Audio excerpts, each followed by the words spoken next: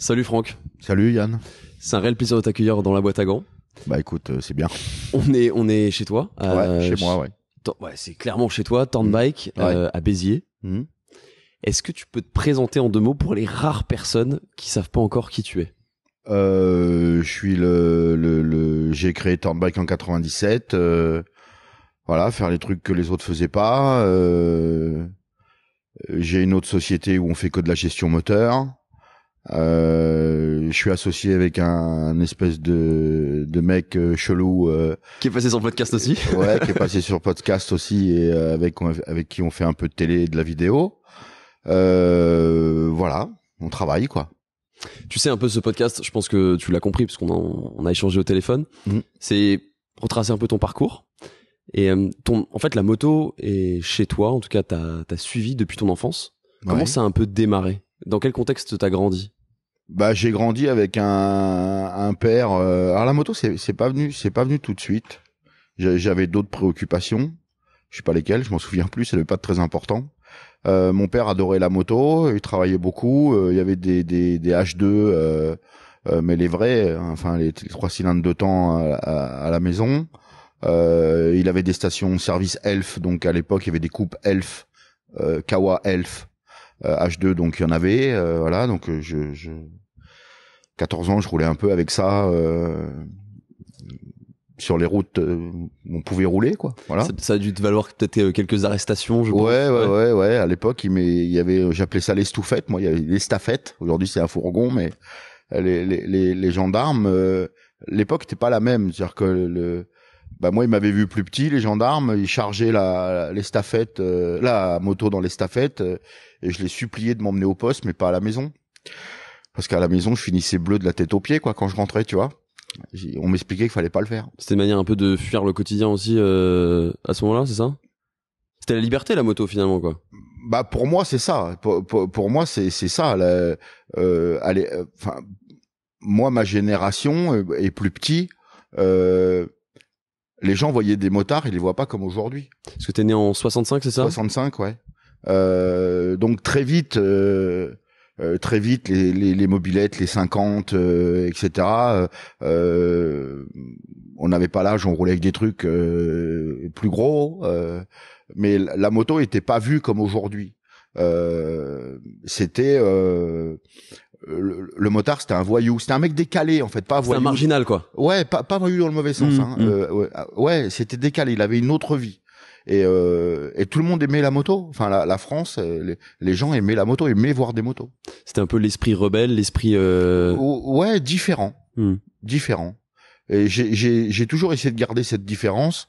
D'ailleurs, le slogan de Turnbike quand je l'ai créé en 97, c'était cultiver sa différence. Voilà, Turnbike, cultivons nos différences ou cultiver, je sais plus ce que j'avais marqué, mais c'était ça, il y avait ces 2 mots-là. C'est que ça fait slogan politique. Ouais, sûrement, ouais. Et donc là, tu commences la mécanique assez jeune ou tu touches pas du tout la mécanique encore? Alors bah je fais comme tout le monde, hein, je bricole les motos des potes, les machins, les trucs. On m'explique que je veux plus aller à l'école. Je dis à ma mère, je veux plus aller à l'école.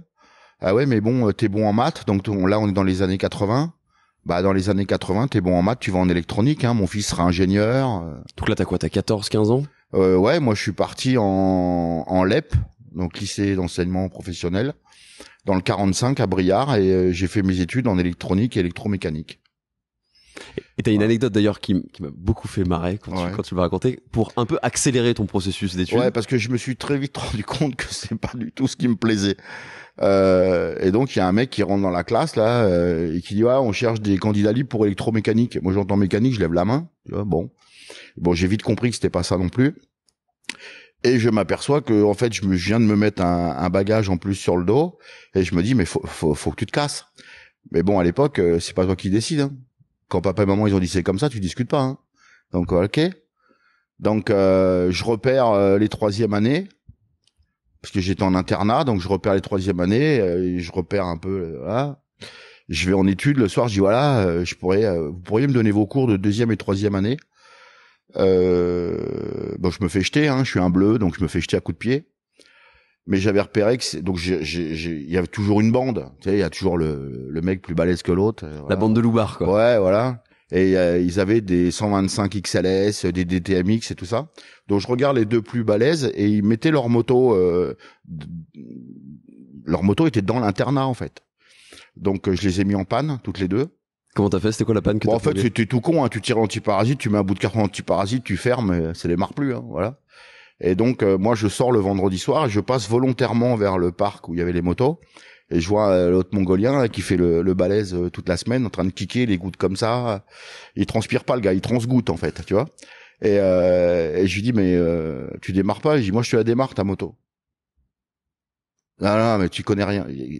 Va t'asseoir, va te reposer, moi je te la démarre. Prends un peu de distance. Voilà, dans 2 minutes elle démarre. Donc je suis tout simple, hein, je tire antiparasite. Évidemment tu te balades toujours avec une clé à bougie sur toi. Classique. Toi, voilà. Tu démontes la bougie, tu la souffles, tu mets 2-3 coups de kick pour faire sortir toutes les onces qu'il a mis dedans, tu refermes, tu mets un coup de kick, ça démarre. Donc là, j'étais devenu son pote et je dis bon bah ok, salut, à plus, tu vois. Et donc le lundi soir, ça a pas loupé, je me pointe à l'étude, je dis ah, elle marche ta meule, ouais. Bah maintenant il me faut les cours de 2e et 3e année. Et donc j'ai bossé comme un fou, je sortais pas le mercredi, je pense pas m'être dérobé devant quelque chose un jour. Pourtant il y a des trucs qui me faisaient bien chier. Mais bon, les parents ont dit ça, faut faire ça. Et c'est un peu, j'ai l'impression que c'est un peu les fondements de ton caractère. C'est-à-dire que on verra par la suite dans ton parcours, mais je pense que beaucoup de gens le savent. C'est que t'es un énorme bosseur. Et j'ai l'impression que c'est un Moins peu... qu'avant, je suis fatigué, là. Oui. C'est déjà beaucoup pour la moyenne des Français, je pense. Je sais pas. Mais, est-ce que c'est pas un peu à ce moment-là que tu crées un peu les fondements aussi bah, tu t'accomplis dans le boulot, en fait? Ouais, je sais ce que je veux faire. Donc je le fais. Je suis passé par des endroits où j'avais besoin de prendre du pognon en fait. Donc j'ai conduit un peu des camions, des semi-remorques. J'ai conduit des semi-remorques. Enfin, je suis parti à l'armée parce que quand tu cherchais du boulot, on te disait mais vous êtes c'est bien, vous êtes jeune, mais le problème c'est que dans 1 an vous partez à l'armée. Ah, parce que tu te retrouves avec ce diplôme à 17 ans. Ouais. Puisque tu le passes en candidat Ah ouais, libre. je passe tout en candidat libre, j'ai tout. Je dis à ma mère, bah voilà, tu voulais ça, j'ai ça, maintenant, je fais ma vie, tu vois. Mais tu trouves pas de taf parce que 17 ans, Bah, à personne 17 veut... ans, on te dit, bah non, monsieur, dans 1 an et demi, vous partez à l'armée. Bah, on me l'a dit 1 fois, 2 fois. Ah, c'est bon. Donc, j'ai des potes qui étaient plus vieux et qui, eux, étaient à l'armée. Alors, je dis, putain, comment on fait pour aller à l'armée? Bah, tu vas à la gendarmerie et tu remplis un truc. Moi, je vais à la gendarmerie. Là, les gendarmes étaient étonnés que je rentre seul. Hein, c'est eux qui m'amenaient. Voilà. Donc, qu'est-ce que tu veux? Ils me connaissaient bien. Je dis bah voilà, je veux partir à l'armée. Donc là, je t'explique pas. Hein, ça te fera du bien. Enfin, toutes les conneries à la con. Moi, j'étais mineur, donc fallait que mon père signe. Donc j'étais en père. Je dis voilà, je veux partir à l'armée. Bon, ça discutait pas trop hein, chez moi. Signé en bas à droite et je suis parti en décembre 82. Je suis parti. Et c'est rigolo. Hein, j'ai pas eu du tout de l'idée de m'exenter de ça en fait. Mes oncles, j'entendais mes oncles dans les repas de famille parler de l'armée et les mecs ils ont rigolé, ils parlaient de alors pourtant il y en a qui a fait la guerre d'Algérie et tout ça, tu vois. Même mon grand-père voilà, donc c'était normal. Pour moi c'était normal. Et donc aux 3 jours, je dis bah vous m'envoyez où vous voulez, vous me faites faire ce que vous voulez parce que pour moi j'étais parti, faut le faire. Donc faut le faire. Donc tu fais faire et puis voilà. Et donc je me suis retrouvé en Allemagne au fin fond de la forêt noire dans un régiment de soutien avec beaucoup de stages commando, j'adorais ça. C'est bizarre mais j'adorais courir dans la merde dans la boue, le côté un peu dépassement de soi. Ouais, j'aimais ça. Moi il a fallu que je fasse 2 ans parce que j'étais en devancement d'appel, donc pour être sûr de partir il fallait que je fasse un contrat de 2 ans. Voilà, j'ai fait mon armée.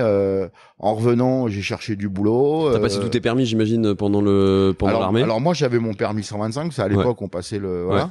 Et je suis arrivé là-bas. Tu sais conduire? Ouais. À 17 ans, c'est ouvert. Hein. En fait, tu sais pas. En même temps, tu savais conduire t'avais déjà conduit des H2. Alors les motos, oui. Ouais. Mais là, on m'a pas dit ça. On m'a dit, tu vois le camion là-bas? Bah voilà, tu fais 2 tours de caserne. Mais je vous jure, c'est vraiment ça. Hein. Tu fais 2 tours de caserne et puis le mec quand il t'arrête, alors je fais 2 tours de caserne. Puis je m'arrête, et puis je voyais que tous les mecs qui s'arrêtaient, ils calaient. Tous les mecs que lui, il a arrêté, ils calaient. J'ai mis son con, quoi. Je fais mon tour, je fais mes 2 tours. Le mec, il m'arrête pour pas caler. Tu sais, je le vois, il ouvre la porte, en fait. Et il dit au mec, enlève le pied de l'embrayage. Et le mec, il s'était pas remis. Et les 80% des gars Ils se mettent pas au neutre. ne se mettaient pas au point mort. Ouais, moi, j'arrive, je me mets au point mort. Hein. J'ouvre la porte, enlève le pied de l'embrayage. Ok, tu l'as. Ouais, c'était voilà. Et par déclinaison, t'as le 38 tonnes, et ben t'as le 19 tonnes, t'as la voiture. Donc sur le voilà. papier rose qui n'existe plus, t'avais absolument tout coché, toi. Tout. Bah, enfin, si, moi j'ai toujours. Oui, tu l'as toujours ça. Je Mais l'ai faut gardé. pas le convertir. Ouais, enfin. Ouais. On me l'a pas dit. Voilà, je le garde celui-là. Ouais. Et donc là, tu sors de l'armée. T'as même pas la vingtaine. Non, j'ai 19 ans. Je cherche un peu à gagner du pognon. Voilà, donc je fais un peu tout ce que je trouve. On fait les cons avec les copains en moto. Je rencontre la mère de mes enfants. Comment tu la rencontres? Parce que je crois qu'en fait, tu lâches un peu tout, c'est ça? En fait, je voulais pas rester dans ce pays. Je voulais pas.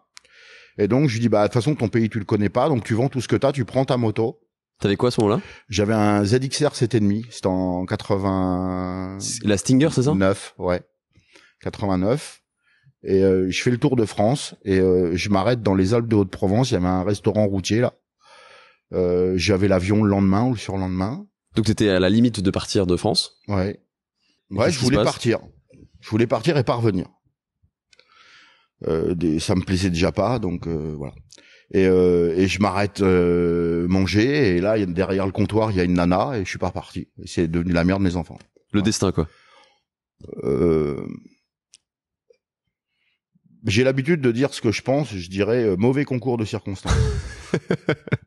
Alors on le prend comme une blague, on le prend comme on veut. Ouais. Qu'est-ce qui se passe dans ta vie à ce moment-là après? Donc tu rencontres cette femme, vous avez des enfants. Après il y a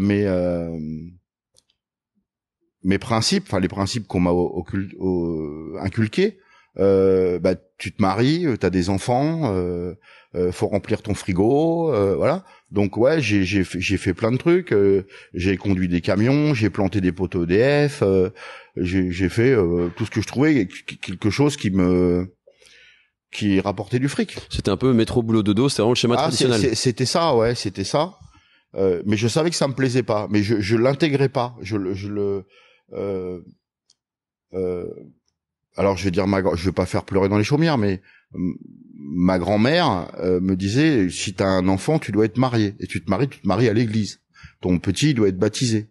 T'as une femme et un enfant ou deux, tu vas travailler, tu remplis ton frigo, tu prends soin de ta famille. Moi, dans ma tête, c'était comme ça, tu vois, qui sont des belles valeurs, hein, et y a pas de problème.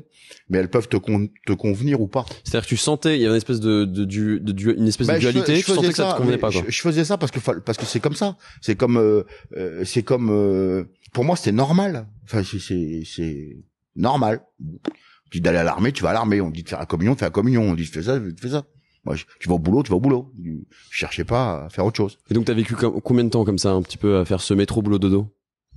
Une petite dizaine d'années. Mais je faisais toujours de la moto à côté, beaucoup. Enfin, en fait, je faisais l'alimentaire à côté. Et après, je faisais les motos pour les copains, même des clients qui étaient pas vraiment clients. Et puis en 96, moi, je pensais à monter ma boîte déjà depuis longtemps. Mmh. T'avais déjà cet esprit un peu entrepreneurial qui était là? Bah moi, j'aime faire des choses et j'aime les gens qui font des choses. J'ai pas besoin qu'ils réussissent. J'ai pas besoin que les gens réussissent. J'ai besoin que les gens fassent des choses. Moi, on m'a souvent dit, ouais, mais toi, t'as 14 idées à la minute, mais il n'en ressort que 2 trucs. Okay, t'en réussis que 2. T'entends? Tu n'en réussis que 2. Ok, donc toi, tu retiens que j'en ai loupé 8, en fait. Ou 10.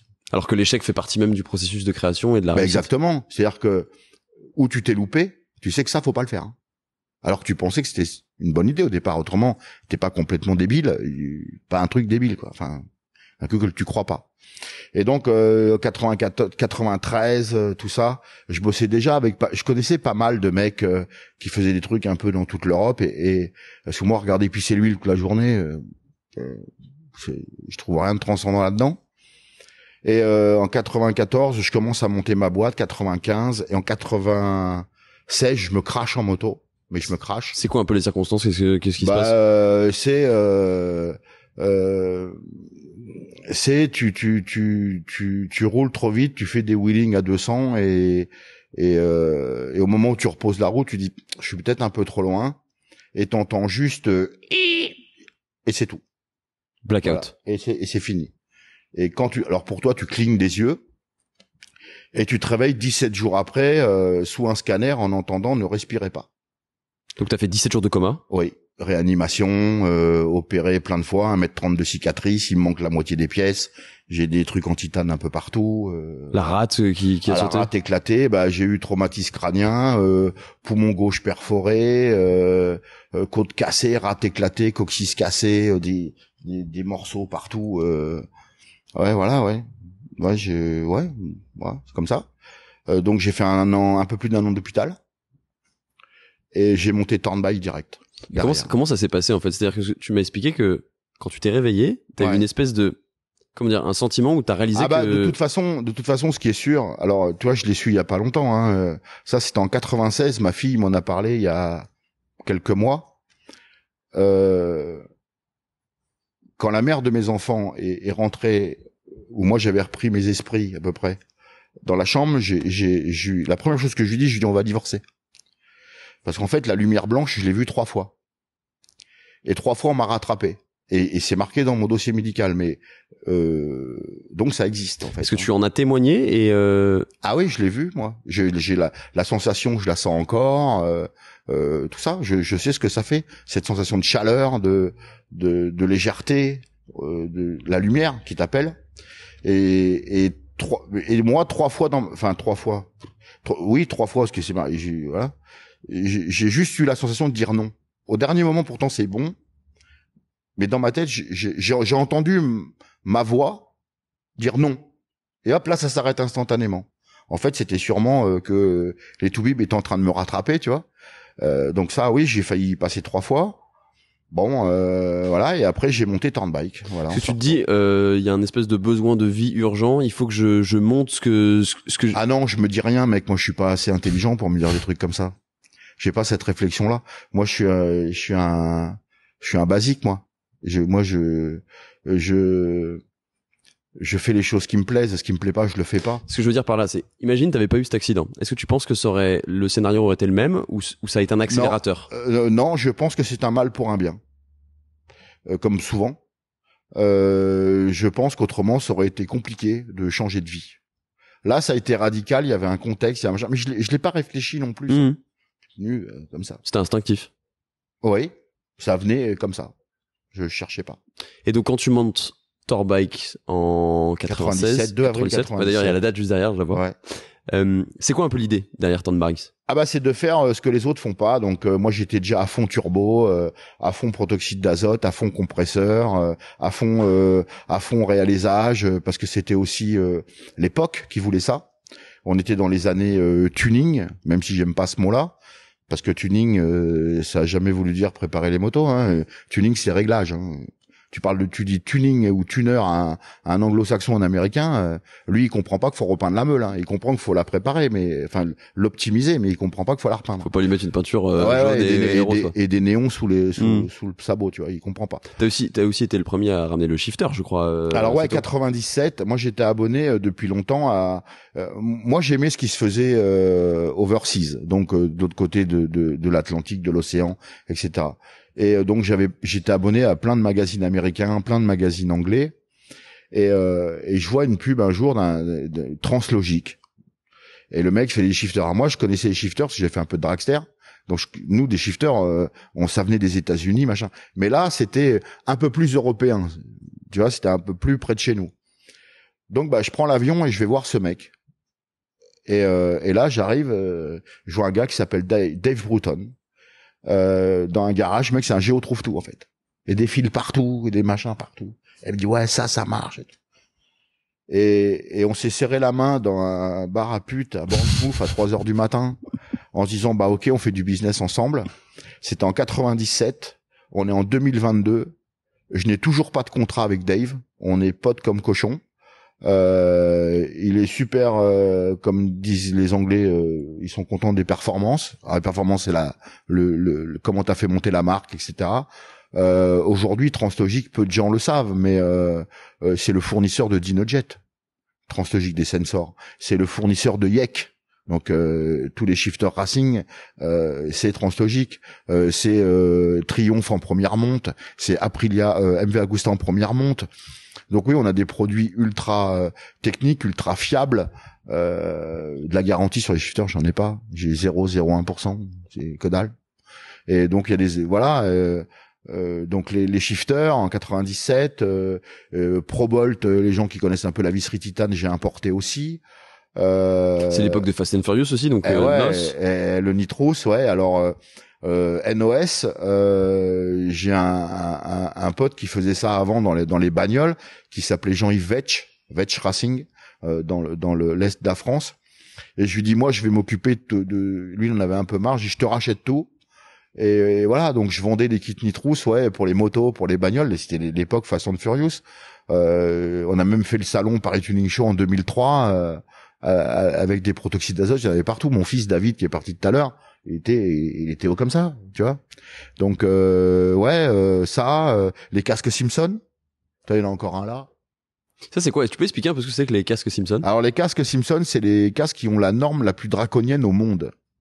C'est les casques de dragster, ils sont inifugés, hein. C'est pas fait pour être bien dedans, c'est pas fait pour être silencieux. Par contre, au niveau de la protection, c'est ce qui se fait de mieux au monde. Ils ont la Snell 95, parce que j'ai un peu laissé tomber de mémoire, c'est la Snell 95, la norme, et c'est la norme la plus draconienne au monde. C'est eux aussi qui font les Sidewinder, etc., où t'as l'oxygène qui vient dans les casques, etc. Qui fait très science-fiction d'ailleurs. Quand oui, qui fait Star Wars, ouais, Star Wars et tout ça. C'est les casques du Stig. C'est exactement ce que je veux te dire. Voilà, bah c'est ça. Ouais. Voilà, donc c'était pas homologué. Putain, je fais déjà des trucs pas homologués. Enfin, j'ai jamais rien fait d'homologué. Voilà. C'est pas un but en soi pour toi. Non, l'homologation, pour moi, ça sert pas à grand chose. Mais... Et d'ailleurs, c'est à ce moment-là aussi où tu fais les records de vitesse. Je crois que c'est en 2002 quelque chose. Ouais, 2002, 2004, on fait des records du monde de vitesse qui sont toujours pas battus aujourd'hui, avec un Hayabusa turbo de 325 chevaux. 325 chevaux. Ouais. Les records, ils sont affichés dans mon bureau, je me rappelle même plus, mais c'était... Alors, on n'avait pas de flashing à l'époque, parce que... voilà, c'est pas comme aujourd'hui.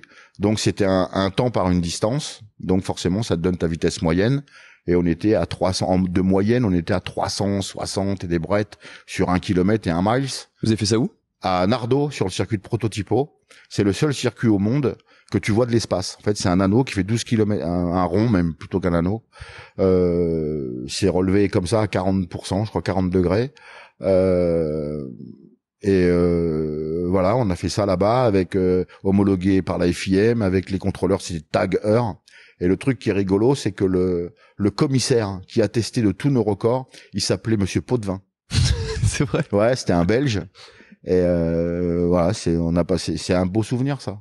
C'est marrant parce que dans tout ce que tu me dis, en fait, je me rends compte que tu cherches pas du tout à être un suiveur. En fait, tu veux toujours tester. Ça marche pas. Après, ça c'est une autre question. Mais oui. tester plein de choses. Ouais. T'es toujours dans cette philosophie-là? Un peu moins, parce qu'aujourd'hui, la société, elle est plus la même. Aujourd'hui, tu vois, je vais te donner un exemple. Quand on a fait la Hayabusa Turbo pour les records, j'ai mis du temps, non casqué, j'ai mis de l'argent, j'ai investi de l'argent, et j'ai mis du temps. Donc ce temps, il est pas facturé à l'entreprise. Alors effectivement, Turnbike était moins gros qu'il est aujourd'hui, donc avec moins de frais. Mais aujourd'hui, dans l'état actuel des choses, alors je sais, hein, les mecs en moto, tout est cher. Ouais, mais il faut quand même bien vous mettre dans la tête, les gars, que vous achetez des putains de motos à 20 000 balles, qui ont les performances d'une Bugatti Chiron à 2 millions, ou je sais pas comment ça vaut cette merde. D'accord ? Pour bien connaître le milieu automobile, je te confirme, ouais.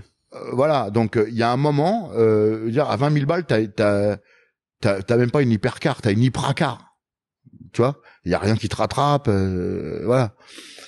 Alors moi, je veux bien tout, hein, Wish Racing, Alibaba, mes couilles, je veux bien tout. Mais il y a un moment, il y a les choses, elles valent le prix. C'est comme ça, j'y peux rien. Donc ce qu'on a fait en 2002, 2003, 2004 pour les records. on peut pas le refaire. Aujourd'hui, on peut pas se permettre de passer une journée à travers. On n'a plus le choix. La société, la fiscalité, la réalité d'entreprise ne nous permet plus de faire ça. Donc on est très vigilant à tout ça. Donc le plaisir, bah forcément. Et puis ça revient, tu vois, une chose que tu m'avais dit aussi au téléphone, c'est que quand je t'ai dit, je partais du principe que t'étais passionné, et tu m'as dit, je le suis plus. Non, tu m'as dit, je suis passionné par rien. Ah oui, oui.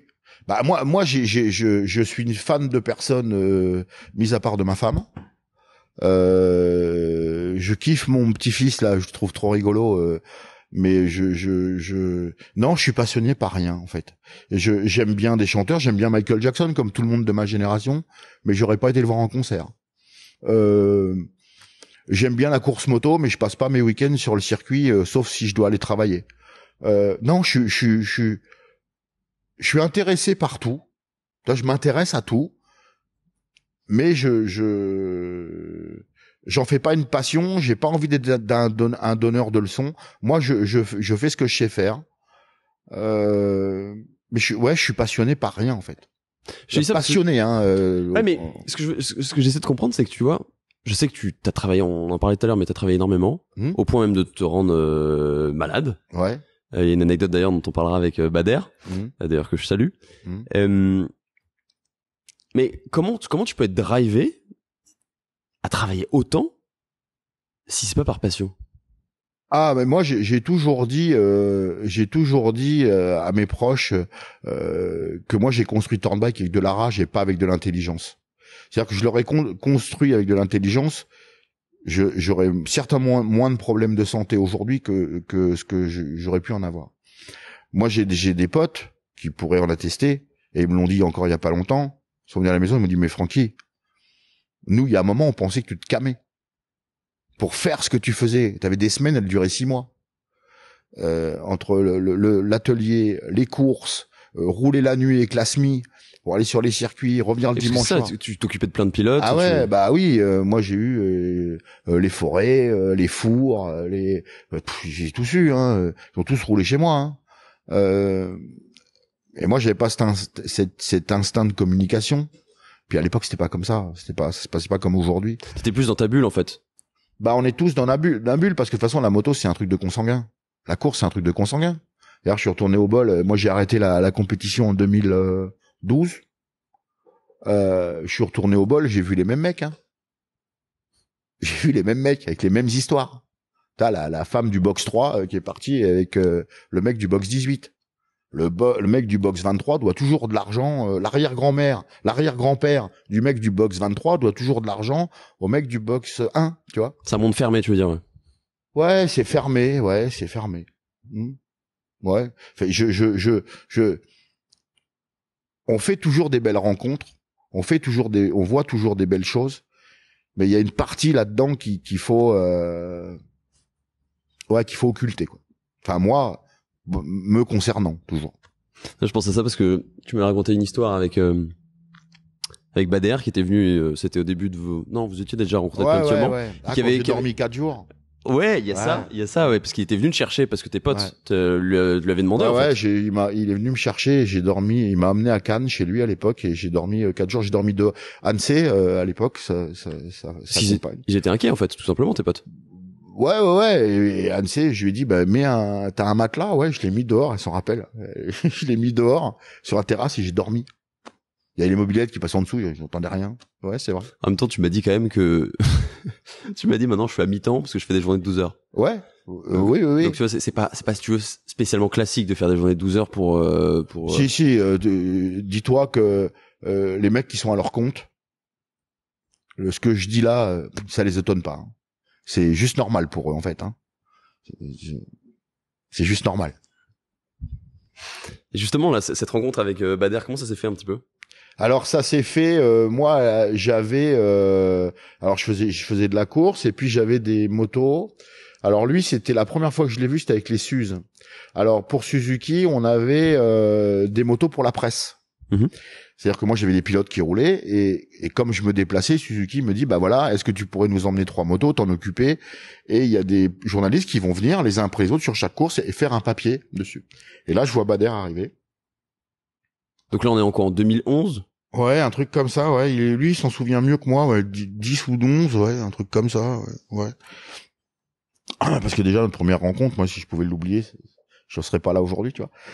Et le gars, il me dit, voilà. Et le mec, il est arrivé, pas prévu à bouffer, pas prévu où dormir. Et il y avait David, mon fils, avec moi. Et je lui dis, écoute-moi, toi, c'est simple. La meule, elle est là. Pendant 2 jours, je veux pas te voir, je veux pas t'entendre et tout. Et David, il me disait, ouais, papa, mets-lui sa moto quand même au point. T'es dur, papa, quoi. tu veux pas lui donner des pièces. Voilà. Et même Bader, il était content parce qu'il est venu et il avait, alors je sais plus combien il avait fait, ou gagné, ou deuxième, un truc comme ça. Et il revient avec la coupe. Et je dis, mais j'en ai rien à branler de ta coupe, mon gars.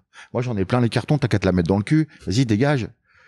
Tu vois, et voilà, et puis, mais là, non, c'est faux. La vraie première rencontre, c'est avant, quand il était à Motojournal, je crois, à vérifier.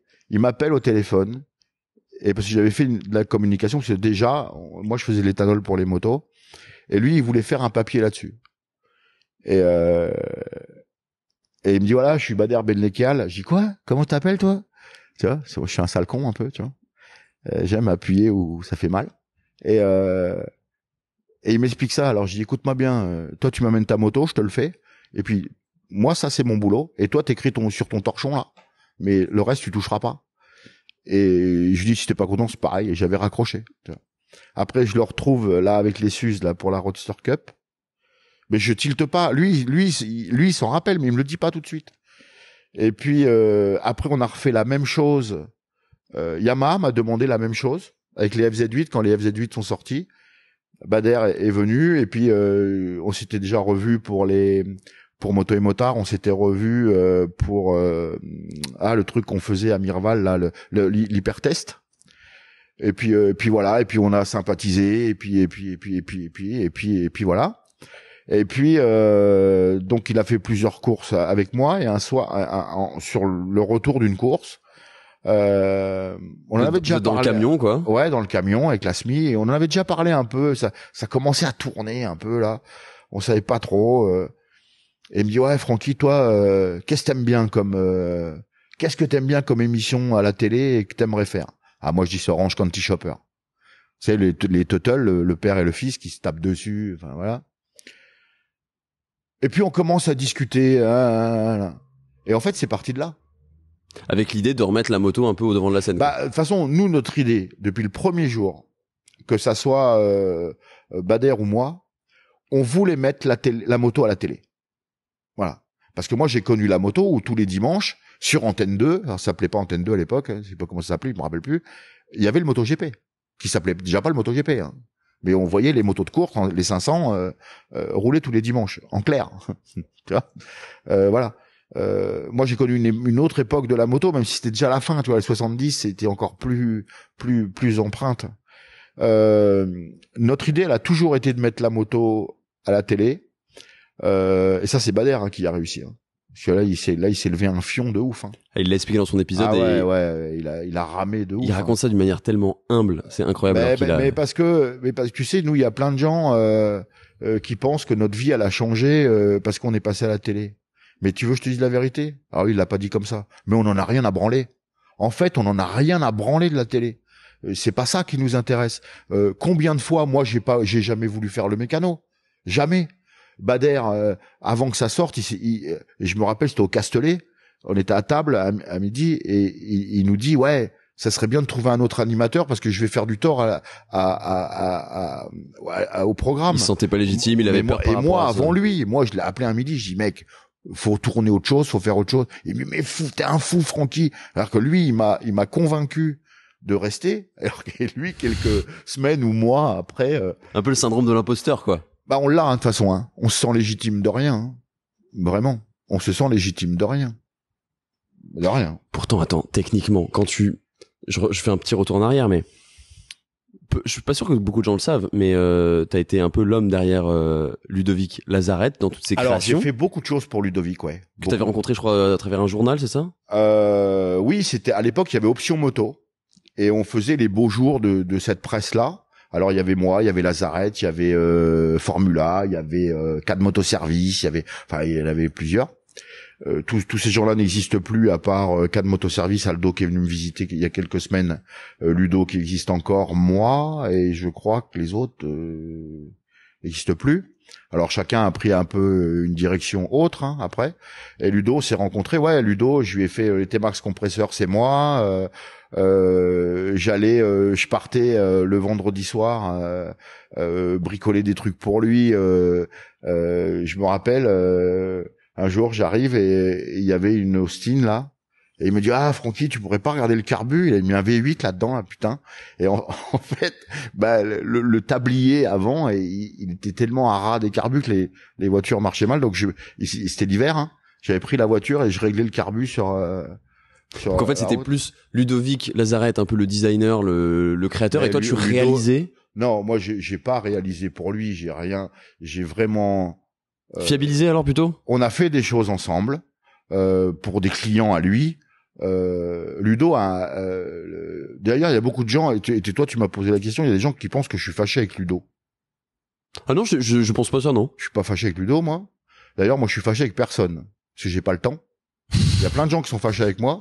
Alors je dis soyez fâchés tout seul parce que moi d'une je m'en cogne et de deux j'ai pas le temps. Donc voilà, j'ai autre chose à faire de plus intéressant. Là, tu m'as raconté l'histoire, tu sais, sur les VMAX, des VMAX Turbo, je crois qu'il avait fait faire, c'est ça? Non, il avait un FZ, il a jamais eu de VMAX Turbo, il a eu un FZR. Et quand il me fait voir ça, je regarde le truc, je dis mais Ludo, il marche pas ton truc là, ça monte pas une côte ça. Il me dit c'est difficile. Mais Ludo, il a un vrai talent. Et tu vois, c'est là que je dis qu'on sait pas tout faire. Ludo, il a un vrai talent d'ingénierie. Il a des visions. Faire une meule qui vole. Alors tu y arrives ou tu y arrives pas. Mais moi, bravo mon gars. Rien que d'y avoir pensé déjà. Ouais, on a fait la MT. Alors il avait fait quoi, la réplique de la MT-01? Oui, la MT-01 était pas sortie. Lui, il en avait déjà fait une sur une base de je sais plus quoi. Donc j'avais filé un coup de main là-dessus, je lui ai filé des coups de main sur les T-Max compresseurs. C'est sur les T-Max compresseurs qu'il en a vendu avant même de pouvoir les fabriquer. Il m'appelle et il me dit Francky, tu veux pas me mettre un turbo sur un T-Max? J'ai dit vas-y, ta baignoire, laisse-moi tranquille. Voilà. Et je lui dis non Ludo, laisse-moi tranquille. Et puis je lui dis et je tourne la tête et moi j'avais des vitrines avec des turbos, des compresseurs et tout ça. Et je lui dis non mais tu sais, je disais toujours non, mais voilà quoi. De toute façon, j'avais pas de vie, alors voilà. Et je lui dis non, mais je te colle un compresseur si tu veux. Et donc là, il m'a amené le truc. On lui a mis un compresseur et c'était pour un concessionnaire Yamaha vers Annecy par là. Et après, ça fait des émules. Il y a, je sais plus comment il s'appelle, le mec d'Automoto à l'époque, le moustachu là, qui faisait le truc des baladins là, avec la course des baladins, tu sais Là ça me dit rien là comme ça là. Il y avait une course, ils étaient tous jaunes les T-Max d'hôtel les baladins et c'était le Mototour déjà, c'était les débuts du Mototour. Okay. Et Yves Géniès m'appelle en me disant voilà j'ai essayé le T-Max compresseur machin voilà, j'en voudrais, je roule avec Christian Saron, je crois de mémoire, il roule avec ça. OK, ouais, OK. Donc comment on fait? J'y vous venez, mettez un T-Max, je vous le fais, vous me payez, vous en allez. Et là il me dit en fait moi je peux te mettre à TF1 à Automoto le matin, et là la pub pour toi, ton magasin et tout. J'ai en fait moi j'ai rien à branler de ça, moi je veux de l'argent. J'en avais pas. J'arrivais pas à remplir mon frigo, tu vois, et donc j'ai toujours été assez sec comme ça. Dans la même période j'ai fait le championnat du monde de jet ski. Donc là, ma rencontre avec Vincent Lagaffe, parce qu'il y a un gars un jour qui vient me voir et qui me dit voilà, dans nos jet ski à nous, il y a les moteurs du ZX12R. Ah bon? Il me dit est-ce que vous pouvez me préparer mon moteur? J'ai dit où votre truc? Je lève la selle, je dis non, hein. Ça c'est pas un moteur, ça y ressemble hein, mais c'en est pas un. Ouais, mais vous pouvez me le faire, donc je le fais. Et les mois passent. Et un jour, je reçois un coup de téléphone d'un gars. Bonjour, je m'appelle Dominique. Voilà. Votre moteur, il est champion d'Europe. Ah bon, quel moteur? Ah, moi, vous avez fait le moteur d'un de mes amis de jet ski. Est-ce que je peux vous en amener, est-ce que je peux venir vous voir, voilà. Et donc voilà, je pars là-dedans. Ça c'est 2000, je sais plus, 6-7 peut-être. Voilà. Et donc on est vice-champion du monde en endurance en jet ski, voilà. Moi je me casse parce que c'est, en fait je l'ai fait. Et moi j'aime faire des choses, mais quand elles sont faites, tu passes à autre chose. Ça m'intéresse plus. D'ailleurs des projets dans les placards, j'en ai plein. Hein. C'est des trucs qui datent d'il y a 10 ans. Voilà, j'aime faire des choses, mais quand c'est fait, voilà, c'est fait. Je passe à autre chose. Et donc je rencontre Lagaffe parce que les jet ski, machin, tout ça. Je savais pas du tout qu'il était dans les jet skis, Vincent Lagaffe. Ah si, à fond. Et j'avais fait, et un autre client m'avait demandé de lui faire un turbo, donc on lui avait fait aussi. Donc Lagaffe l'avait essayé. On s'était tous retrouvés à l'île d'Oléron et tout là-bas. En même temps, j'ai fait quoi j'ai fait pour Yamaha Europe des T-Max Turbo et des R1 Turbo en développement, en confidentialité, toute confidentialité, par l'intermédiaire de Monsieur François-Marie Dumas, qui est le mec qui a fait venir les Japonais dans les années 60 ou 70, et que les Japonais sont venus mesurer la hauteur des trottoirs pour les gardes au sol, pour les motos européennes et tout. C'est un monsieur qui a une vraie histoire. Ça serait bien que tu l'interviewes. Carrément. C'est un vrai monsieur avec une histoire de ouf, un savoir de ouf. Enfin voilà. Monsieur François-Marie Dumas. C'est lui lui il explique comment ils ont trouvé le nom du T-Max. Le V-Max avait super bien marché. Le T-Max, c'est un twin d'un T-Max. Voilà, pour ça que c'est T-Max. D'ailleurs, c'est un twin. D'ailleurs, le patron qui était à l'époque de Yamaha, oui. Je crois qu'il est décédé il y a pas si longtemps dans un accident de voiture, je crois, assez tragique. Je sais pas comment il est mort. Oui. Comment il s'appelait? C'était Jean-Claude. Jean-Claude Olivier. C'est ça, Jean-Claude Olivier. Ouais. Lui a eu des T-Max turbo à moi. Et généralement, on a les potes qui sont les mêmes que nous. Donc, à l'époque, on en avait fait 4 ou 5 par l'intermédiaire de Ludo, parce que Ludo avait un pied un peu chez Yamaha. Je pense qu'il a toujours. Et voilà, donc il y a eu... moi, les T-Max turbo, en tout, j'en ai vendu 28. 28? Ouais, on en a vendu en Martinique, à La Réunion, on en a envoyé partout. Ouais. Tu sais s'il y en a encore beaucoup qui roulent à l'heure actuelle? Alors, je sais qu'il y en a 3 qui roulent encore. Okay. Il y en a encore 3 qui roulent. Il y en a 2 sur Paris et 1 en Guadeloupe. Tu sortais combien avec des T-Max? Alors les T-Max turbo à l'époque, c'était entre le plus petit c'était 90 chevaux, le plus gros c'était 105. Ah ouais. Pour l'époque, c'était quand même monstrueux. Hein. Et tu vois, il y a plein de choses. Et tu vois, c'est bizarre que tu me parles de ça et moi ça me rappelle des choses. Il y a un magasin à Nice qui s'appelle Aloisy Moto. Et le gars m'appelle, donc Aloisy m'appelle. Et le mec me dit mais Franck, en fait nous, c'est toi qui nous a mis cette idée-là. Et là, alors là, je me rends compte que j'ai créé des émules ou j'ai fait des trucs. Ça m'enorgueillit pas. J'ai pas besoin de reconnaissance. J'ai besoin de rien, moi. Je demande rien. Mais t'avais pas le recul nécessaire pour t'en rendre compte aussi parce que tu travaillais tellement. Même aujourd'hui, je me rends pas compte. Les mecs qui font ça, je suis très content. Aujourd'hui, les gars, aujourd'hui ou il y a quelques semaines, les gars m'ont dit vous nous feriez T-Max Turbo. Oui, appelez à Loisy. Je l'ai fait. Voilà, c'est bon. Je passe à autre chose, tu vois. Je veux pas rester scotché dans un truc. Jamais. Si t'es stagnant, tu pourris. Hein. Si tu bouges, ça.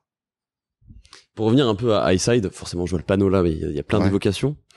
Tu m'as raconté une histoire très marrante d'ailleurs sur le nom de la boîte de production, puisque c'est un peu le siège ici. C'est clairement le siège. Ouais, c'est le siège ici aussi. Donc Flat Cat Production. Oui, Flat Cat Production. C'est l'histoire même du nom en fait. Ah oui. Parce que Bader ne me l'a pas expliqué ça. Ah mais de toute façon lui tu sais il te dit que ce qu'il veut et qu'est-ce qui peut lui ramener un peu de gloire. Bader, si t'entends. Je suis associé avec un bâtard, faut le savoir. Voilà. En fait, sa fille Zora, toute petite, il l'appelait Chapla. Mon chat tout plat. Et tu sais pas pourquoi Chapla? Ah non, mais lui non plus, je suis sûr qu'il sait pas pourquoi. Comme ça, tu sais, tu t'es un doudou, tu donnes un nom, un truc de con, quoi. Et il l'appelait mon chat tout plat. Et puis tout ça se monte, machin, tout ça, et moi je dis à Karine, qui à l'époque était associée avec nous sur Highside, Donc qui est de Karine moto et motard. Sleaze, de moto et motard. Je lui dis, Karine, il faut absolument séparer Highside de moto et motard. Elle me dit oui, c'est une bonne idée, tout ça. Je dis bah voilà. Je dis de toute façon c'est simple. On a commencé avec moto et motard parce que c'était simple, c'est une bande de copains. Aujourd'hui, il va falloir que ça se professionnalise, donc voilà. Donc je descends la voir, on bouffe ensemble et tout. Je lui dis bah, elle me dit toi tu vois qui la société? Bah c'est simple. Hein. Toi et Bader, même pas moi. Hein. J'ai même pas pensé à moi. Elle me dit moi j'y vais si tu y es. Bon ok. Et je lui dis bah par contre il y a un truc que je veux. Je veux qu'on l'appelle la boîte Flat Cat Production. Elle me dit pourquoi Flat Cat, ça veut dire chat plat.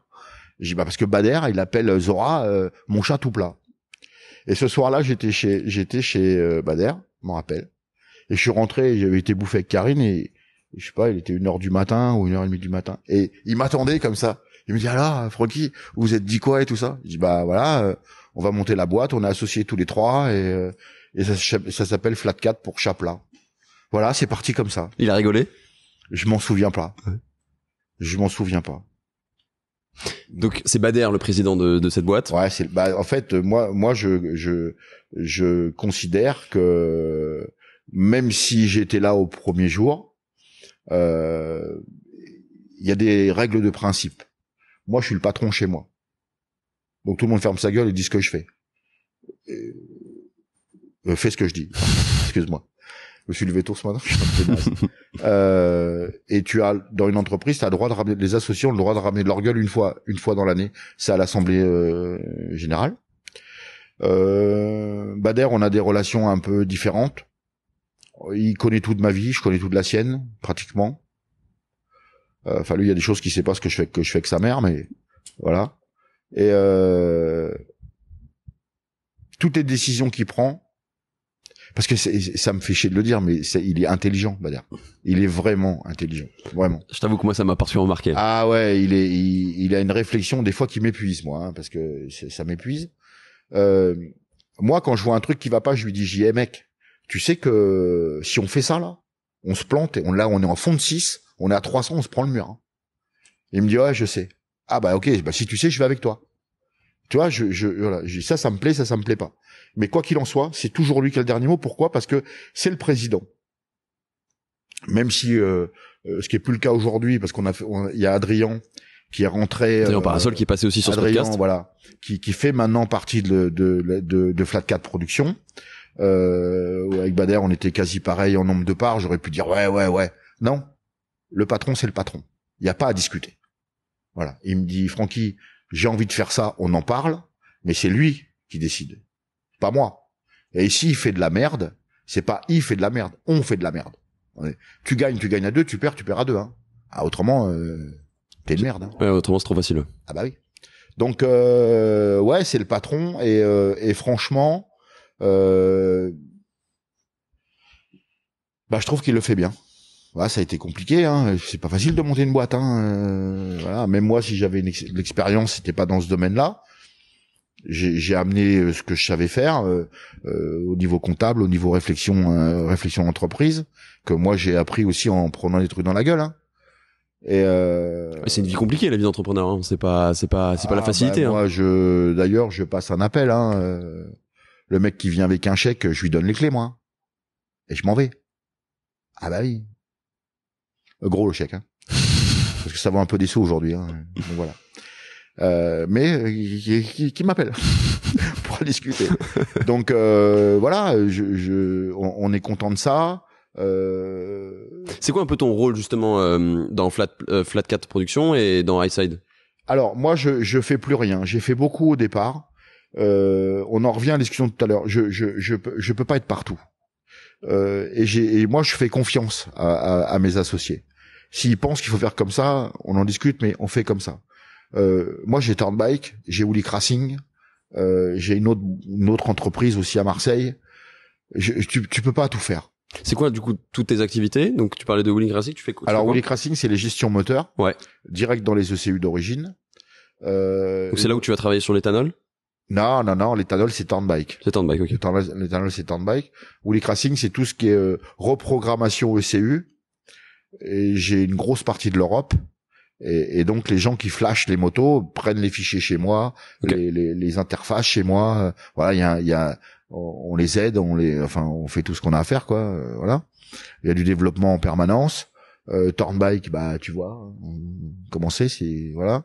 Donc j'ai délaissé, j'ai délégué un peu Turnbike à David, mon fils qui est avec moi maintenant depuis 2 ans, qui lui prend beaucoup de choses. Lui, quand il est arrivé là, il me dit papa, moi, il dit je veux plus que tu travailles en fait. Il dit je t'ai tellement vu travailler que en fait aujourd'hui, ce que j'aimerais à terme et voire à court terme, c'est je te remplace et tu viens chercher ton chèque à la fin du mois et on veut pas te voir. Et tu vas te reposer. Ouais. Donc c'est bien. Bon, on n'y est pas encore. Hein. On n'y est pas. Parce qu'il faut aussi dire que pour monter tout ça, t'as sacrifié aussi le fait de pas voir tes enfants pendant des années. Bah, je les ai perdus pendant 15 ans, moi. Moi, j'ai pas vu mes enfants pendant quasi 15 ans. Ouais, quasi 15 ans. Donc, mais après, tu sais, tout ça, ça découle. Tu prends des coups dans la gueule. Bah, donc tu fais quoi? Bah, tu te remets le nez dans le moteur et puis t'y vas. Hein. C'était un peu ton exutoire finalement, quoi. Ouais, je me suis jeté là-dedans, vraiment à fond. Tu vois, comme je te disais tout à l'heure, mes potes disaient mais Franck, c'est pas possible. Tu te calmes, c'est pas possible. Eh non, je buvais même pas. Maintenant, j'aime bien un petit coup de rouge et tout ça. Mais je buvais pas. C'était ça ta drogue en fait. Je clopais. C'était le boulot. Quoi. Je me calmais pas et je buvais pas. Je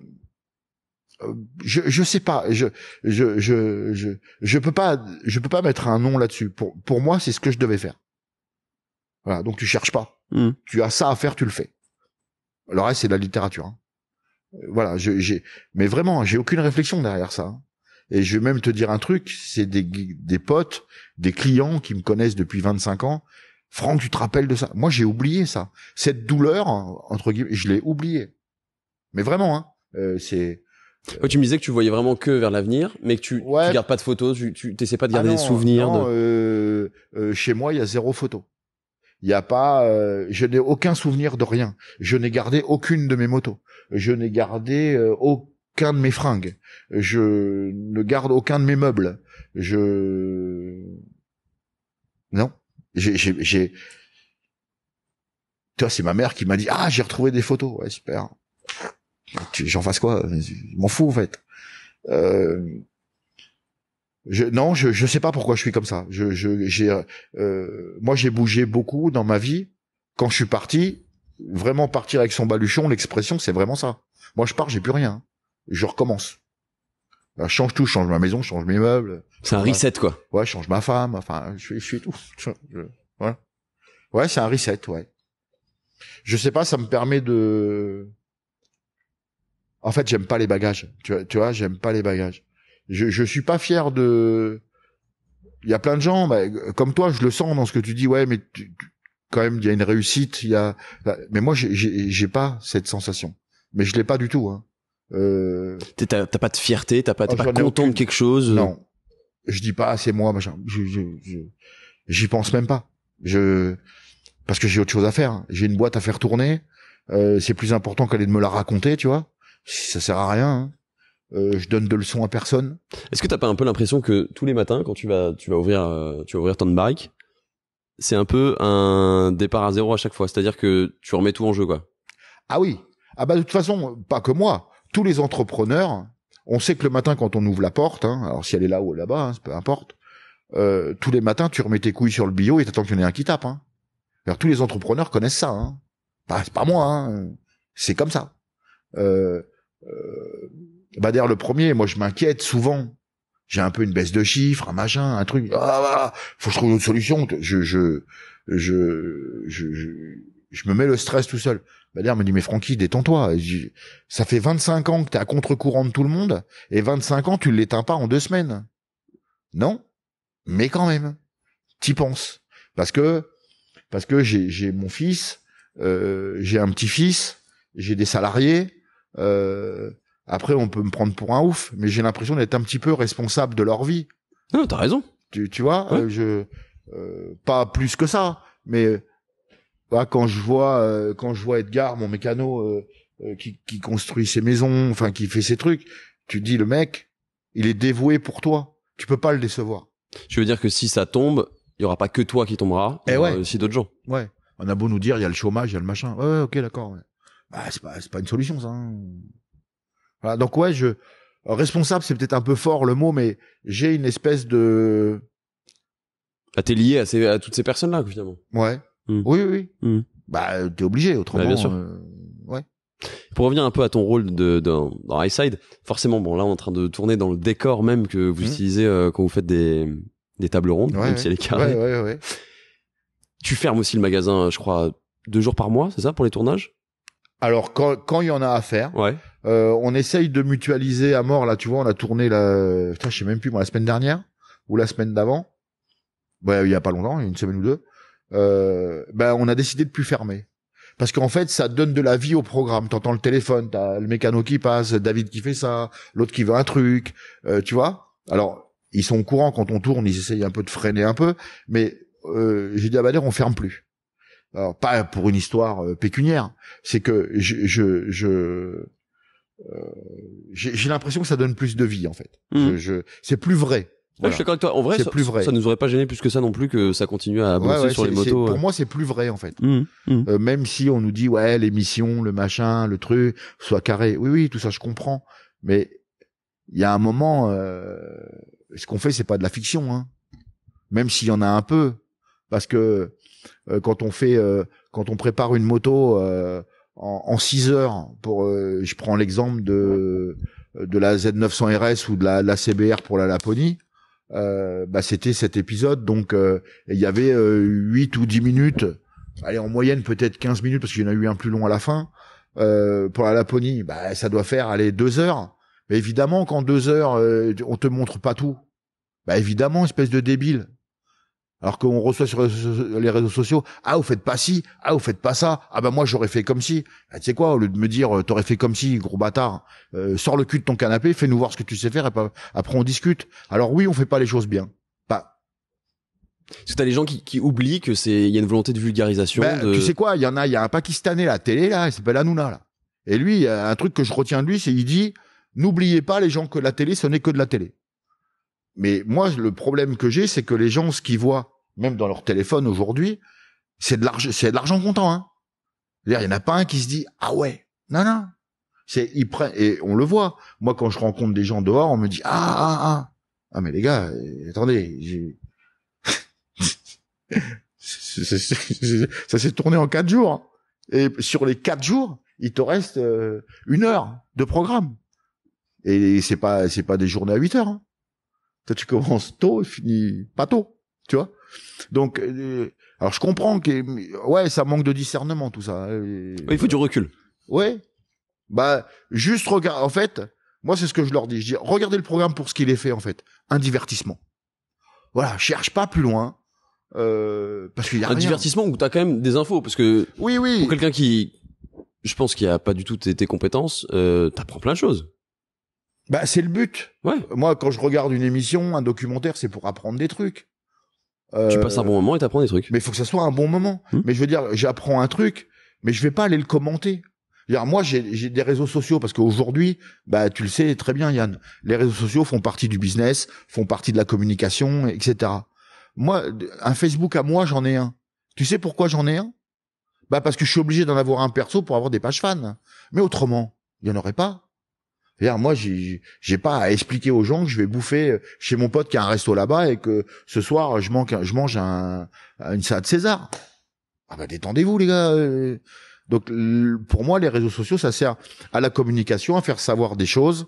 Alors, plus rapidement, évidemment. Aujourd'hui, ça va à une vitesse de fou. Mais oui, c'est de l'information, voilà. Et un bon moment. Voilà. Après, Internet, c'est un formidable outil. Hein. S'il y a des trucs avec Internet qui sont de la merde, c'est parce que c'est les gens qui en ont fait de la merde. Internet, c'est pas de la merde au départ. Hein. Et comment tu décrirais un peu ton rôle à l'écran sur Highside? Je sais pas. C'est compliqué. Hein. Je sais pas en fait. J'ai pas. Moi, je dirais quand même l'expert de. Ah non, ça j'aime pas du tout.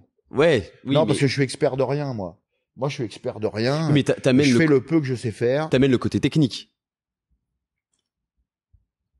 En fait, on l'amène même plus. on l'amène même plus parce que quand on a essayé, on s'est fait massacrer sur les réseaux sociaux et de par courrier et de par plein de choses, de Jackie ingénieur qui est dans le cul dans son canapé le mercredi soir à nous expliquer que ce qu'on a fait c'était de la merde. Ok, sauf que les contraintes ils les connaissent pas. Les contraintes de tournage, c'est un truc de ouf. Surtout au début, parce qu'au début c'était de la débrouille. Au début c'était on se débrouillait, Aujourd'hui avec bébé Bader Benlikal, c'est professionnel aujourd'hui. Nos cadreurs, même si on a toujours eu de très bons cadreurs au départ, etc. Le son, le machin, il est attentif à tout.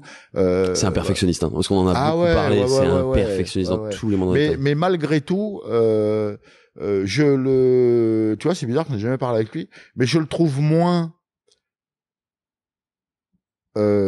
rigoureux quand on fait les tutos. Il m'a toujours dit, Bader, Franck, il me dit, faut qu'on s'amuse. Après, quand il fait un document, quand il fait, parce que Flatcat, par Bader, on est aussi à TF1, on revend les trucs à TF1. Puis vous préparez des gros documentaires là aussi. Et on part des gros documentaires sur les marques des motos, pour Canal. Il est très, Bader, c'est un journaliste. Et Bader, il aime la précision. Et en fait, c'est pas qu'il aime la précision. C'est qu'il aime pas être pris en défaut et il aime pas qu'on dise que ce qu'il a dit est faux. Alors, ce qu'il a dit, quand on, je sais pas si je vais être français, hein, très là, mais voilà. Quand on lui dit que ce qu'il a dit est faux, c'est parce que ça a été mal interprété. Parce que lui, toutes ces infos, mais il les croise 4 fois. S'il te dit un truc, peut être sûr. Moi, je me rappelle une fois, les mecs, ils lui ont tous chié dessus. Il a dit que, en fait, les trous dans les disques, ça servait à rien, ou je sais plus ce qu'il avait dit. En fait, il a sorti le truc de chez Brembo à tous, il leur a dit, les gars, maintenant, vos gueules. Mais le truc d'être obligé, le truc qui est éreintant avec ça, d'être mis en avant, en fait, c'est d'être obligé de se justifier auprès de Mongoliens. Si tu passes tout ça, je pense qu'il y a plein de gens qui vont pas m'aimer, mais je m'en fous, en fait. Hein. Ah, je couperai rien. Bah, ne coupe rien. Parce que, je le répète, hein, si tu demandes à Bader ce qu'il pense de ce qu'on fait, il est pas content. Moi, quand je tourne pour Highside, je suis pas content de ce qu'on a fait. Quand je livre une moto à un de mes clients, je suis pas content. Parce que je me dis, on aurait pu faire un poil mieux. Donc toi, tu te remets en question. Tu vois, on a cette faculté, nous. Moi, quand un client m'appelle et me dit, je suis en panne avec mon truc, avec un produit, la première chose à laquelle je pense, c'est qu'est-ce qu'il a pu se passer. Je pense pas que le mec a pu faire une merde. Tu vois? Mais dans 99,99% des cas, c'est ça. Surtout ce qu'on envoie par Internet où les gars veulent le monter tout seul, puisque aujourd'hui, tout le monde est capable de tout faire avec les tutos, les machins. Demain, moi, je peux être Chebest, hein, demain. Tu sais, d'ailleurs, il est passionné de moto aussi. Oui, je sais, il est venu chez nous poser le genou, donc je sais. Ouais. Voilà, j'ai du mal avec tout ça. En fait, j'ai du mal avec l'extérieur. Moi, laisse-moi dans mon coin, je suis très bien. Oui, t'es pas le genre de personne que t'as envie d'avoir le voisin qui va te demander du sel et du poivre. Non, moi, mon voisin, donc là, on a déménagé il y a pas longtemps, on a trouvé la maison qui nous convient. Le voisin est venu justement se présenter et il me dit je m'appelle machin. Ok, moi je lui ai pas dit qui j'étais, je lui ai juste dit écoute, à un moment tu vas sûrement avoir besoin de sel, d'huile ou de sucre. Il me dit oui, c'est possible. Bah ne viens pas, il y en aura pas. Voilà, j'ai dit maintenant tu peux te casser. Voilà, je veux pas. Moi, je veux la paix, moi. Moi, je suis avec les gens que j'aime autour de moi, j'en ai assez. J'ai pas besoin de potes, moi. Hein. Je les ai déjà. Voilà. Et je sais où ils sont, et ils tiennent sur les doigts d'une main, et tous les doigts sont pas occupés. Donc, voilà. Pour revenir un peu à Highside, c'est quoi un petit peu je pense que t'en as plein, mais les souvenirs qui sont particulièrement marquants. Tu m'as parlé de la Laponie, je crois. Ouais, la Laponie. Ça avait bien fait marrer. C'était un truc de fou. Tu vois, il s'est passé un truc en Laponie où, avec les clous, Bader a pris de la vitesse et le bras aussi, on l'a coupé en deux. Ça, personne l'a vu. Mais l'autre, il était à 200 ou 210 ou 220 avec un bras aussi coupé en deux parce que les clous avaient sectionné le bras. On l'a gardé le bras, il est quelque part dans le stock là. C'est une sculpture quand même. Ouais.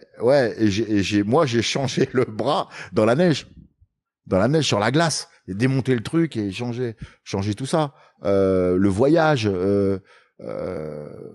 Parce que ça, en fait, pour que ça fonctionne en télé, il faut un programme qui soit très clean, où tu vois pas les coulisses, pour que ça plaise à la ménagère de, voilà. Oui, c'est ce qu'on nous a demandé, ouais. Ouais, mais c'est un divertissement. Ouais, c'est ça. Alors pourtant, pour moi, c'est ce qui m'intéresse le plus, les coulisses en général, tu vois. Oui, c'est ça. Oui. Mais il faut que ça soit lisse, quoi. Il faut que ça soit... il faut que ça passe crème. Faut pas qu'il y ait trop de gros mots, faut pas tout ça. Alors que les gros mots, par contre, c'était un peu notre marque de fabrique, tu vois. Sur YouTube, il y en avait pas de problème. C'est à la télé que ça c'est compliqué un peu. Donc il a fallu freiner. C'est pour ça, quand les gens viennent, alors nous, on est dans une région où il y a beaucoup de vacanciers l'été.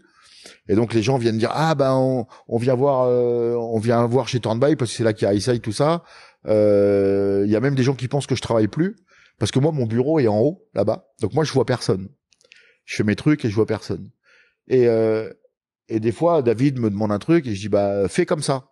Et là les gens reconnaissent ma voix, me disent et je les en dis mais Franck il travaille encore. Est-ce qu'ils s'imaginent que ça y est avec iSight vous êtes refait quoi? Non. Ouais, c'est ça.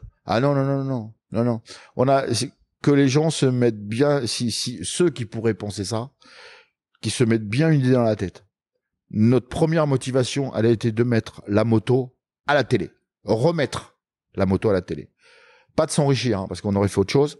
Et si les gens pensent que parce qu'on a fait de la télé, on est devenu des nantis.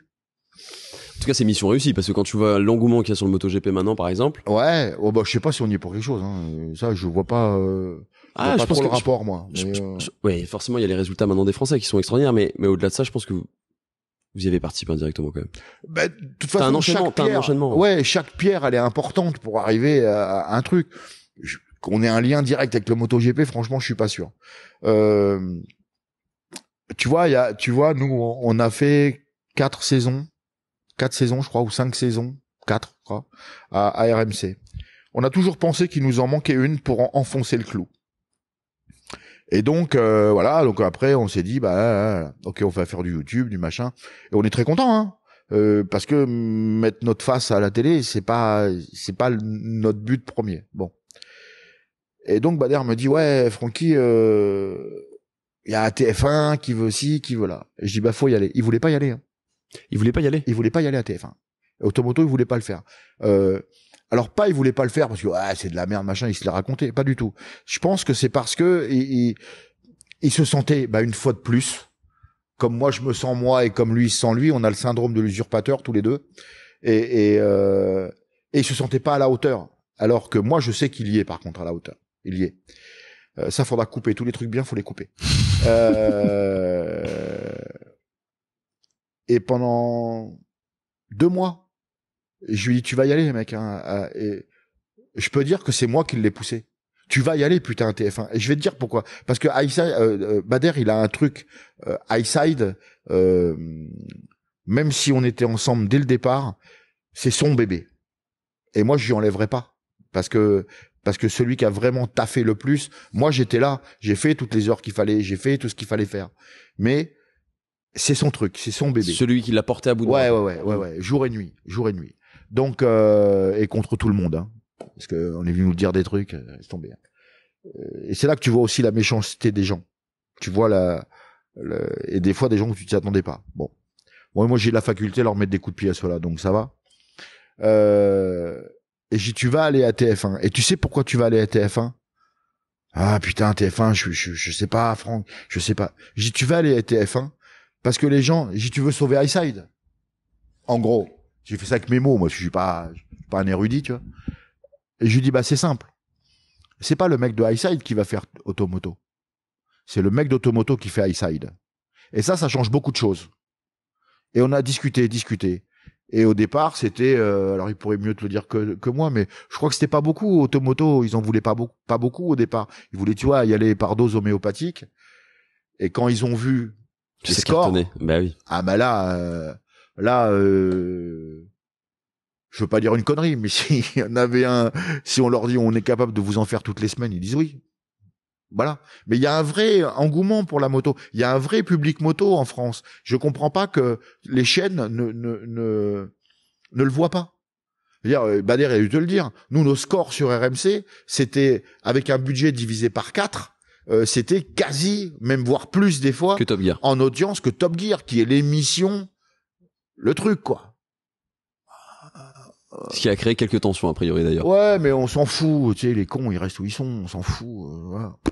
C'est pas grave. Nous, on avance. Tu sais, si on avait écouté tout le monde, on les a entendus, hein. Et on sait qui l'a dit. Mais on les a pas écoutés, on les a entendus. Et on a fait notre truc. Bader continue à faire comme ça, même si lui, Bader fait beaucoup de politique. Avec les gens. Il a pas trop le choix, je pense. Hein. Ouais, moi j'en fais pas. C'est pour ça qu'il m'emmène jamais au rendez-vous. Moi, t'en veux, c'est bien, t'en veux pas, te faire foutre, je me casse, tu vois. Lui fait différent. Il enrobe. Ouais, mais c'est lui qui a raison, hein. Mais il est jeune encore, il a 38 ans. Je lui dis, tu sais quoi, on a 17 ans d'écart, un truc comme ça. Je lui dis, tu sais quoi, quand t'auras 10 ans de plus déjà, tu parleras plus comme moi. Mais non, t'es un vieux con. Eh ben, on en reparlera dans 10 ans, je suis encore là. Voilà. Par rapport à l'avenir un peu de Turnbikes, tu parlais tout à l'heure de ton fils, David, que j'ai eu la chance de voir. Quand il t'a rejoint, il t'a effectivement dit écoute, papa, j'ai envie de te mettre à la retraite et que tu te reposes. T'as eu, je crois, un moment, une proposition de rachat, ça a failli se faire. Et c'est lui qui a dit, écoute... En fait, c'est pas tout à fait comme ça. En fait, moi, j'ai envie de faire autre chose. Qu'est-ce que t'aimerais faire? Je sais pas, mais je trouverai. Ça viendra tout seul. J'ai envie de faire autre chose. Mais maintenant, il y a David. Et comme je te disais tout à l'heure, il a une femme, il a un petit garçon, il est en train d'acheter sa maison, tout ça. Donc je me dis, faut que je trouve un truc pérenne pour au moins 10-15 ans pour lui, en fait. Parce que, tu sais quoi, je vais te dire la vérité. Tout à l'heure, j'ai dit, il y a un mec qui vient avec un chèque, je me casse.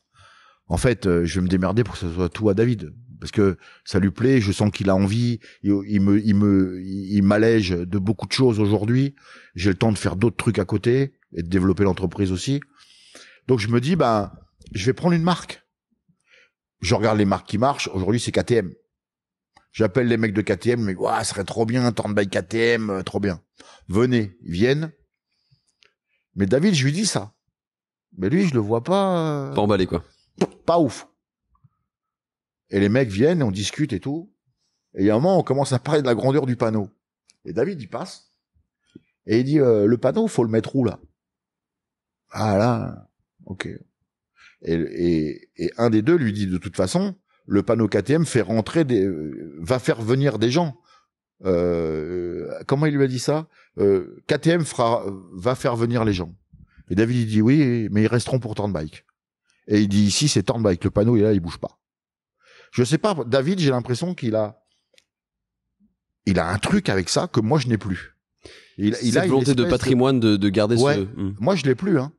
Et lui, même on parle de trucs des fois, parce que comme c'est certainement David qui va prendre la suite, lui, il dit non, Turnbike c'est Turnbike, hein. Et Turnbike on fait comme ça, on fait à l'envers des autres, on fait comme ci, on fait comme ça. Non, il veut garder la philosophie. Ouais, il veut la garder complètement.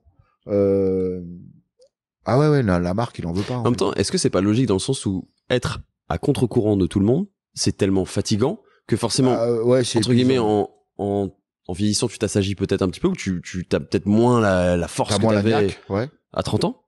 Donc c'est logique finalement que ce soit ton fils qui reprenne. Ah oui, on est en train de voir d'ailleurs toute la fiscalité pour voir comment on peut faire pour qu'il paye pas 4 fois l'entreprise de son père en fait. La France, c'est ça, quoi, tu vois. Donc voilà, il y a des moyens légaux, on va les utiliser et à terme, je sais pas quand, hein, dans 2 ans, dans 3 ans, dans 5 ans, j'en sais rien. Mais à terme, ça sera ça, ouais. Parce que, s'il a toujours envie de le faire à ce moment-là.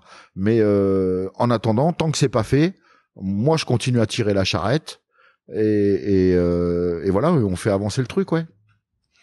Pour finir un peu ce podcast, Franck, qu'est-ce qu'on peut te souhaiter aussi bien pour Turnbikes, pour Highside, pour toi personnellement? Moi personnellement rien. J'aime la vie que j'ai aujourd'hui, perso, ce qui n'a pas toujours été le cas.